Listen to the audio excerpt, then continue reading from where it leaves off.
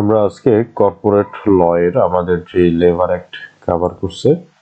আমরা আজকে লেবার অ্যাক্টের গুরুত্বপূর্ণ যে টপিকসগুলো নরমালি প্রিভিয়াস ইয়ার কোশ্চেনে আসছে অথবা খুব বেশি ইম্পর্টেন্ট, যেগুলো আলটিমেটলি আসার মতো, সেগুলো নিয়ে ফার্স্ট অফ অল ডিসকাশন করবো। এর আগে আমি একটা কিছু হিন্টস দিয়ে দিই যে কোন কোন বিষয়গুলো নরমালি পড়তে হবে। যদিও আমি আমাদের ম্যানুয়ালের সেকশন ওয়াইজ এটাকে সাজাই নাই, জাস্ট ইম্পর্টেন্ট ইস্যুগুলোকে নিয়ে আসছি। এক্ষেত্রে ফার্স্ট অফ অল প্রথম যেটা আছে এটা হলো সিক অ্যান্ড ক্যাজুয়াল লিভ যেটা আছে সেটা আমরা এই টপিকসটা পড়বো।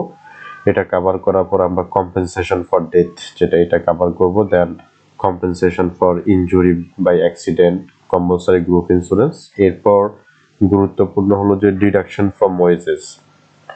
ডাইনিং রুম এটা রাফ আইডিয়া, এটা খুব বেশি ইম্পর্টেন্ট না।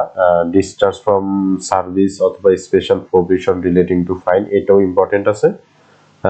দেন তারপরে হলো investment and utilization of participation fund, এগুলো খুব important.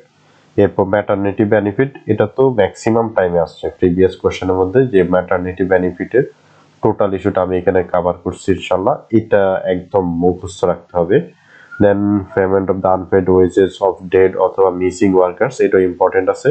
Provident fund and other terminal benefit, এটা খুবই important. Provident fund and other terminal benefit, normally এই চ্যাপ্টারে এই দুটো খুবই ইম্পর্টেন্ট। একটা হলো ম্যাটারনিটি বেনিফিট আর একটা হলো যে provident fund.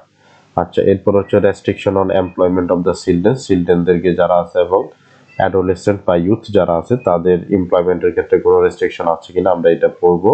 Subscription two provident fund, এটা এক্সামে মেবি একবার আসছিল। আর হচ্ছে workers participation in companies profit, এটাও খুব গুরুত্বপূর্ণ, আমরা এটাও কভার করার জন্য চেষ্টা করব।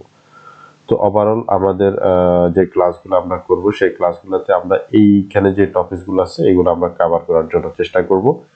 এর বাহিরে আমাদের লেবার অ্যাক্টের ম্যানুয়াল যেটা কভার করছে ওখানে আর খুব বেশি গুরুত্বপূর্ণ কিছু নাই, বাট বাকি যে ইস্যুগুলো আছে সেগুলোকে অবশ্যই পড়ে নিতে হবে আর কি, যদি সময় থাকে। মাথায় অন্তত একটা রাফ আইডিয়া রাখলে সেটা এক্সামের জন্য সাপোর্টিভ হবে। বাট আমরা একদম মুখস্থ করে রাখার জন্য যে ইস্যুগুলো ইম্পর্টেন্ট আমি মনে করছি প্রিভিয়াস ইয়ার কোশ্চেন থেকে, সেগুলোকে আমি এখানে মোটামুটি পিক আপ করে নিয়ে আসছি যাতে আপনাদের জন্য সুবিধা হয়।